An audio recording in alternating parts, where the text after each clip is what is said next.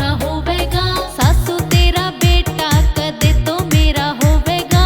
सासू तेरा बेटा कदे तो मेरा होवेगा। कच्चा नींबू खट्टा कदे तो मिठा होवेगा। कच्चा नींबू खट्टा कदे तो मिठा होवेगा।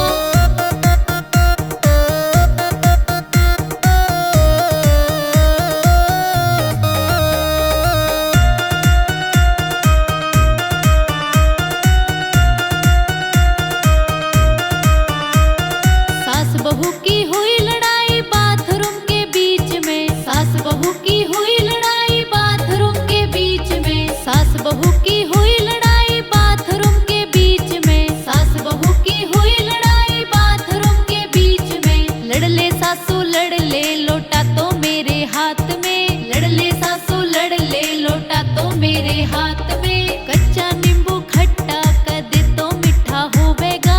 कच्चा नींबू खट्टा कदे तो मिठा होवेगा।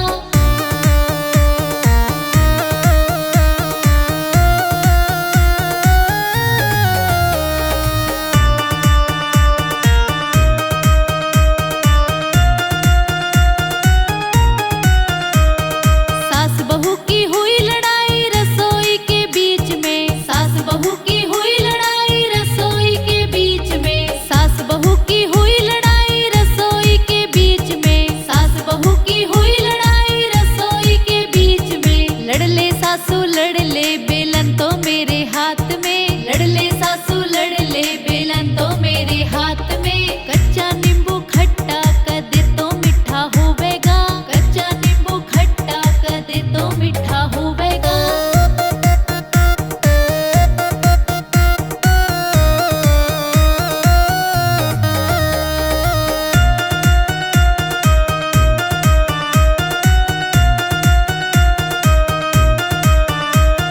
सास बहू की हुई लड़ाई कमरे के बीच में। सास बहू की हुई लड़ाई कमरे के बीच में। सास बहू की हुई लड़ाई कमरे के बीच में। सास बहू की हुई लड़ाई कमरे के बीच में। लड़ ले सासू लड़ ले झाड़ू तो मेरे हाथ में। लड़ ले सासू लड़ ले